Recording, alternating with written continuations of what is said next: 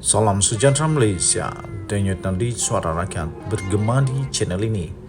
Terima kasih kerana anda terus bersama channel ini. Bagi yang sudah tekan butang subscribe, terima kasih diucapkan. Bagi anda yang belum tekan butang subscribe, sila tekan butang subscribe untuk terus mendapatkan berita terbaru daripada channel ini. Malaysia kita punya, cintai Malaysiaku, kita jaga kita. Berita terkini hari ini.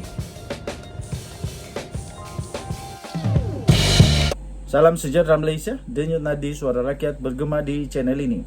Jika anda setuju, anda boleh komen saya terkejut. Saya terkejut ataupun apa ya? Jangan terkejutlah. Saya kagum. Itu perkataannya itu. Saya cari dari tadi. Hei, susah betul lah. Saya kagum. Saya kagum. Kalau anda setuju dengan ini, anda boleh komen saya kagum. Datuk Seri Anwar Ibrahim tampil lagi dengan satu pengumuman baru yang sangat gembira untuk seluruh rakyat. Ini belum pernah dibuat oleh mana-mana Perdana Menteri.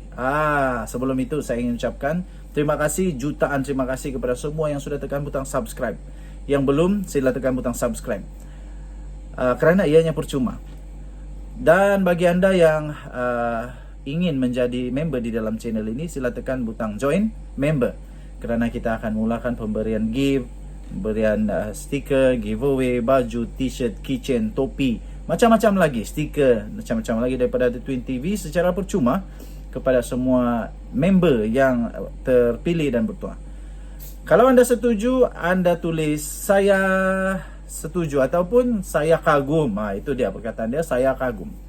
Datuk Seri Anwar Ibrahim mengumumkan bahawa menghapuskan atau mengurangkan pencen pesara tidak munasabah. Kenapa Datuk Seri Anwar kata begini? Mungkinkah dulu-dulu ada usaha untuk mengurangkan pencen pesara? Janganlah. Tapi Datuk Seri Anwar Ibrahim buat kagum lagi. Buat kita kagum lagi.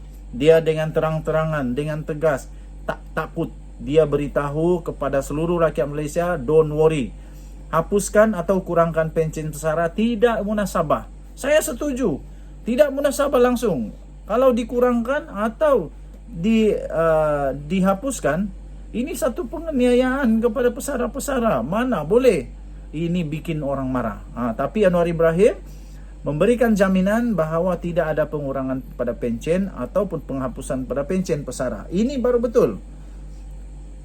Ada satu kabar angin rupanya tersebar kononnya bahawa kerajaan perpaduan akan mempertimbangkan untuk penghapusan atau pengurangan pencen pesara termasuk bekas anggota kabinet adalah tidak munasabah. Itu kata Datuk Seri Anwar Ibrahim. Siapa yang pergi kasih sebar ini? Ini tak betul lah. Nanti kamu kena cari, nanti baru tahu. Jangan kasih sebar benda yang tidak betul. Fitnah itu dosa tau. Sama dosanya. Fitnah itu lebih besar dosanya dari membunuh. Bagus lagi judi.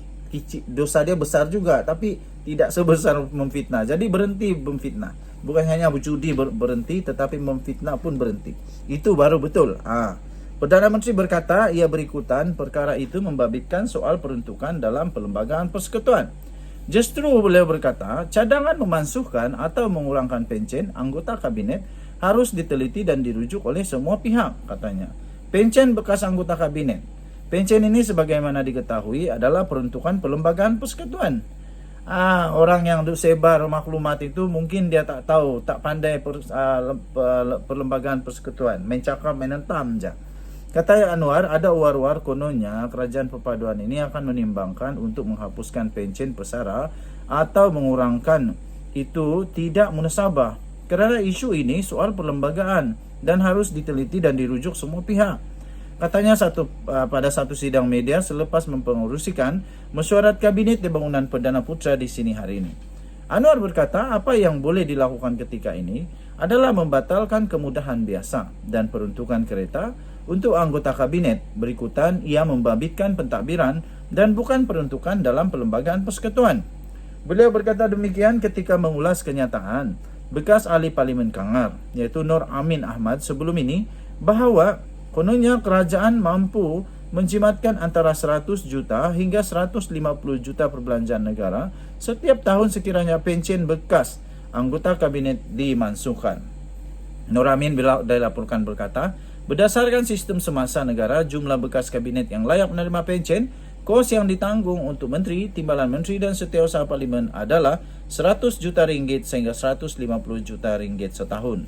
Katanya, pihak berkenaan sepatutnya tidak perlu diberikan pension kerana ia dibayar berdasarkan cabang sistem eksekutif, bukan legislatif, dan cukup sekadar mengambil gratuiti yang lumayan, katanya lagi. Okey.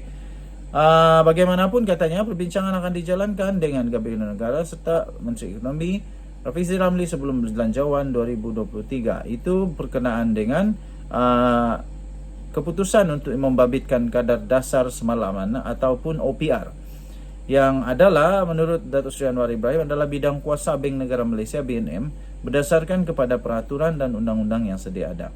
Beliau mengulas laporan jangkaan penganalisis ekonomi bahawa OPR akan meningkat 2 kali pada tahun ini. Berkata perkara itu boleh dibincangkan bersama-sama Kementerian Kewangan, tetapi bidang kuasanya tetap di bawah Bank Negara Malaysia. Bagaimanapun katanya, perbincangan akan dijalankan dengan Gubernur Bank Negara Malaysia serta Menteri Ekonomi iaitu Rafizi Ramli sebelum Belanjawan 2023 di Rangka. Pendekatan itu saya pernah lakukan dulu. Ia tidak asing kerana tindakan mana-mana pihak juga akan membabitkan dasar ekonomi keseluruhannya, katanya lagi dalam kenyataan tersebut. Denyut nadi Suara Rakyat bergema di channel ini. Kita jumpa lagi. Bye-bye. Salam sejahtera Malaysia. Denyut nadi Suara Rakyat bergema di channel ini. Tuan-tuan dan puan yang dihormati sekalian, saya ingin ucapkan selamat tahun baru sekali lagi. Hari keempat kita di tahun baru. Saya masih lagi berpeluh, baru saja lari-lari di treadmill. Usahakan untuk terus sihat, mau buat comeback. Dulu kita seorang pelari maraton, trail runner, 100 km, 110 km, 106 km. Tapi akhirnya selepas PKP semua dah jadi macam belon. Adakah anda juga seperti saya, jadi tiba-tiba belon selepas PKP? Kalau anda jadi seperti saya, kata hashtag jadi. Komen di dalam komen hashtag jadi. Jadi sekarang kita nak cuba untuk buat comeback, nak maintain semula kepada yang asal. Saya ucapkan terima kasih kepada semua yang sudah tekan butang subscribe, yang sudah tekan butang join, terima kasih juga. Baik, yang belum, sila tekan butang subscribe. Hamzah Zainuddin tiba-tiba buat kejutan. Baru saja rakannya di dalam Perikatan Nasional Syahid dan Kasim balun habis Anwar Ibrahim. Tiba-tiba Hamzah Zainuddin timbul. Saya pikir ini berikutan daripada PRN yang akan datang ini. Dia timbul, tiba-tiba saja dia muncul buat kejutan. Saya tidak tahu kalau ini ketetapan daripada Perikatan Nasional atau ini baru dia punya pendapat pribadi. Tapi dia ketua pembangkang ya. Jadi saya fikir ini ketetapan bersamalah. Hamzah Zainuddin tiba-tiba buat pengumuman. Dia kata Perikatan Nasional terbuka untuk bekerjasama dengan mana-mana parti, termasuklah Barisan Nasional. Saya fikir sudahlah, hentikanlah permainan seperti ini. Hentikan permainan seperti ini yang cuba untuk menyusup, cuba untuk mengguling, cuba untuk sebab macam mana tak mengguling? Kalau tiba-tiba Perikatan Nasional bekerjasama dengan Barisan Nasional, itu maksudnya sedang cuba untuk menarik Barisan Nasional daripada Kerajaan Perpaduan. Pada pendapat saya sudah cukuplah. Beri dulu peluang kepada Kerajaan Perpaduan ini untuk bekerja. Ini baru 2 bulan sudah ada macam begini. Macam mana ni? Dulu hentam kata ada itu, ada inilah. Jangan sampai nanti kena gelar sekali lagi tebuk atap pula. Tak baik tahu. Okay. Jadi Perikatan Nasional mengumumkan untuk terbuka kerjasama mana-mana parti termasuk Barisan Nasional, kata Hamzah Zainuddin. Perikatan Nasional berpendirian untuk terbuka bagi menjalin kerjasama dengan mana-mana gabungan parti politik pada masa depan, termasuklah daripada Barisan Nasional. Demikian kata Setiausaha Agung daripada Perikatan Nasional iaitu Datuk Seri Hamzah Zainuddin, yang bagaimanapun enggan untuk merujuk cadangan kerjasama itu sebagai muafakat nasional. Takkan nak hidupkan semula pula.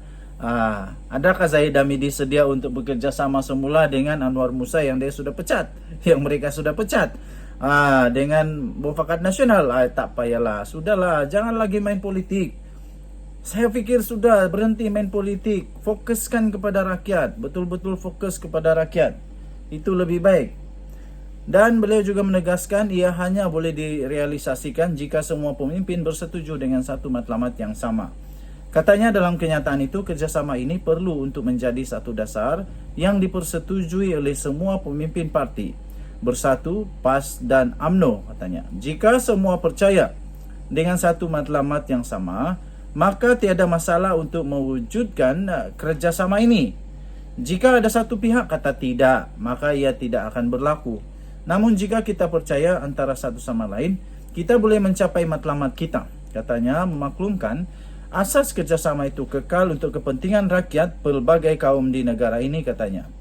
Menjelaskan demikian pada satu siri perbincangan anjuran Kelab Concord yang pertama tahun ini, di sini pada hari ini beliau juga ditanya mengenai kemungkinan PN boleh kembali berkuasa menerusi kerjasama baru dan menjawab pintu sentiasa terbuka. Sudahlah, please lah, saya merayu, sudahlah, cukuplah, hentikanlah politik dulu.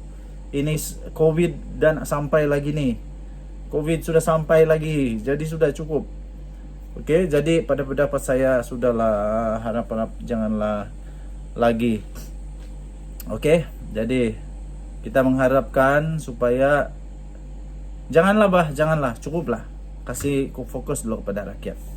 Apa pendapat kamu? Bye-bye.